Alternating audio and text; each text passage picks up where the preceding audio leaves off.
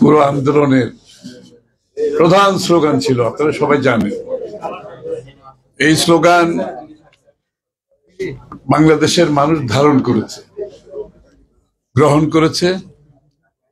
এই স্লোগানের কে রেসপন্ড করে মানুষ রাস্তায় নেমে এসেছে, যোগ দিয়েছে আন্দোলনে, প্রাণ দিয়েছে, জীবনের ঝুঁকি নিয়ে জেলে গেছে, বাড়িঘর ত্যাগ করেছে, চাকরি হারিয়েছে, ব্যবসা হারিয়েছে, পুলিশের হেফাজতে মৃত্যু ঘটেছে, গুম খুন হত্যা হয়েছে। আমাদের নেতা কর্মীরা বাড়িঘর থেকে পালিয়ে বেরিয়েছে, আমাদের নেতা কর্মীরা ব্যবসা বাণিজ্য চাকরি বাকরি হারিয়েছে, চরম নির্যাতনের শিকার হয়েছে। তারপরেও টেক ব্যাক বাংলাদেশ স্লোগান, আকাশ বিদরিত স্লোগান আমরা বন্ধ করি নাই। এই স্লোগানের পেছনে, এই স্লোগানটা কেন আমাদের হৃদয়ে স্পর্শ করেছে, কেন টেক ব্যাক বাংলাদেশ আমাদের হৃদয় স্পর্শ করেছে? আমাদের হৃদয়ে স্পর্শ করেছে এই জন্য, আমরা বাংলাদেশের আত্মাকে বিক্রি করে দিয়েছি। পূর্ববর্তী সরকার, শেখ হাসিনার সরকার, ফ্যাসিস্ট সরকার বাংলাদেশের আত্মাকে বিক্রি করে দিয়েছে। বাংলাদেশকে নিজের স্বার্থ হাসিল করার জন্য তারা সমস্ত অধিকার কেড়ে নিয়েছে এবং বাংলাদেশের স্বার্থ বিসর্জন দিয়ে অন্য দেশের স্বার্থকে অগ্রাধিকার করে তারপর ক্ষমতায় থাকার অপচেষ্টা চালিয়ে গেছে দীর্ঘদিন ধরে। তাই বাংলাদেশের মানুষ তারা নিজের বাংলাদেশকে ফিরিয়ে পেতে চাইছে, যে বাংলাদেশের জন্য যুদ্ধ করেছে, যে বাংলাদেশের জন্য প্রাণ দিয়েছে, যে বাংলাদেশের ভাবনা চেতনা আকাঙ্ক্ষা বাংলাদেশের মানুষ ধারণ করে যুদ্ধ করে প্রাণ দিয়ে দেশ স্বাধীন করেছে, সেই বাংলাদেশকে ফিরে পাওয়ার স্লোগান হচ্ছে টেক ব্যাক বাংলাদেশ।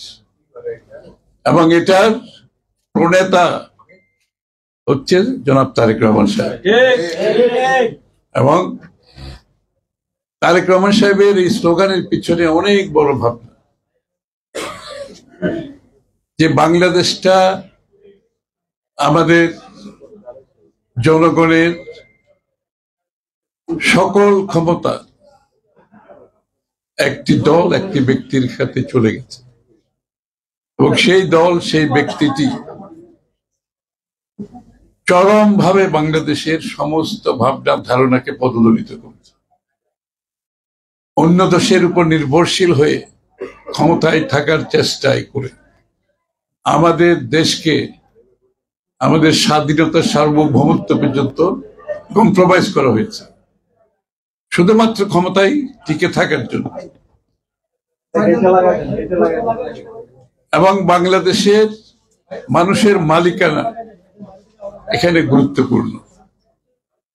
জিয়াউর রহমান সাহেব, আমাদের প্রফেসর সাহেব খুব ভালো বলেছে যে বিপ্লব ও সংহতি, রেইনবো নেশন, রংধনু দেশ এবং ট্রুথ এন্ড রিকনসিলিয়েশন, সবকিছুর পেছনে কিন্তু বাংলাদেশের মানুষের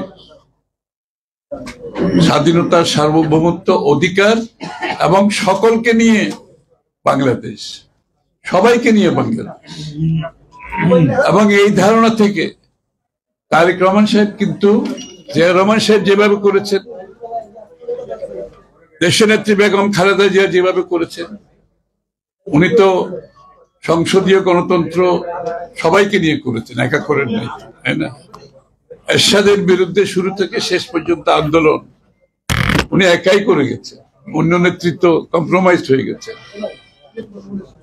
এবং পরবর্তীতে ১/১১-এর পরে উনি নিজের জীবনের ঝুঁকি নিয়ে উনি এই যে রাখেন, কি হলো? উনি গণতন্ত্রের পক্ষে অবস্থান নিয়ে জেল জুলুম এবং জীবনের জন্য ওনাকে লড়তে হয়েছে।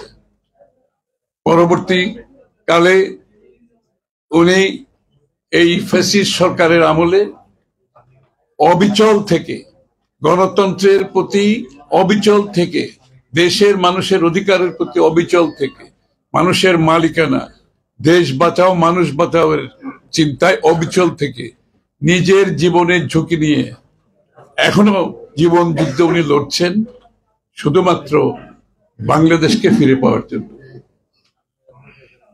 তারেক রহমান সাহেব এই যে সংহতি ভালোভাবে ধারণ করেছেন। উনি পুরো জাতিকে চিন্তা করছেন, কোনো গোষ্ঠীকে চিন্তা করেন নাই। প্লুরালিস্টিক ডেমোক্রেসি, যে বহুত্ববাদের থেকে আমাদের বাংলাদেশ জাতীয়তাবাদী দলের চিন্তা, বহুত্ববাদ, সেই চিন্তাকে ধারণ করে নতুন বাংলাদেশের যে চিন্তা ধারণা এবং সংস্কারের মাধ্যমে একটি নতুন বাংলাদেশ গড়ার প্রত্যয় শেখ হাসিনার পতনের অনেক আগে থেকে বিএনপি করেছে।